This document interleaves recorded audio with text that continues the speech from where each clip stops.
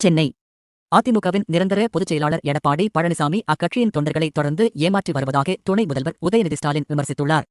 அதிமுக தொண்டர்களை பார்த்தால் பாவமாக இருப்பதாக கூறிய உதயநிதி ஸ்டாலின், எடப்பாடி பழனிசாமியை பார்க்கும் போதெல்லாம் படிக்காமல் இறுதித் தேர்வு எழுதப் போகும் மாணவன் போல் இருப்பதாகவும் தெரிவித்துள்ளார். திமுக இளைஞரணி சார்பாக அறிவுத் திருவிழா நிகழ்ச்சி 2 நாட்களாக நடைபெற்றது. அறிவுத் திருவிழாவின் நிறைவாக துணை முதல்வர் உதயநிதி ஸ்டாலின் பேசுகையில், திமுக ஒன்றும் அதிமுக போல் 10ஓடு 11 இல்ல என்று திமுகவை அழைக்க வேண்டும் என்று புதிதாக சிலர் கிளம்பி வருகின்றனர். திமுக ஒரு சாதாரண கட்சியாக அதிமுக போல் 10ஓடு 11ஆக இருந்திருந்தால் அதனை யாரும் அழைக்க வேண்டும் என்று முயற்சி செய்ய மாட்டார்கள். நாம் கொள்கை கூட்டம் என்று தெரிந்ததால்தான் அவர்கள் நம்மை அழைக்க முயன்று வருகின்றனர்.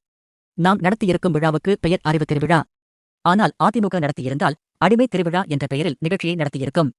எடப்பாடி பழனிசாமியை சட்டசபையில் பார்க்கும் போதெல்லாம் 2 விஷயங்கள் நினைவுக்கு வரும்.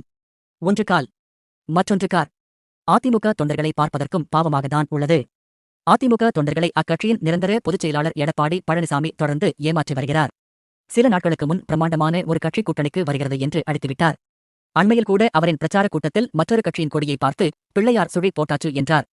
எடப்பாடி பழனிசாமியை பார்க்கும் போதெல்லாம் இறுதித் தேர்வு எழுதப் போகும் மாணவன், எதுவும் படிக்காமல் ஓர் சுற்றிவிட்டு தேர்வு நாளில் பள்ளிக்கு சென்று வினாத்தாளை பார்த்ததும் எதுவும் தெரியாமல் முழிப்பார், பார்த்திருக்கிறீர்களா?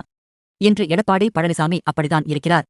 வினாத்தாளினை பார்த்துவிட்டு எல்லாம் மேலே இருக்கிறவன் பார்த்துப்பான் என்று நினைப்பார்கள் என்று தெரிவித்துள்ளார் உதயநிதி ஸ்டாலின்.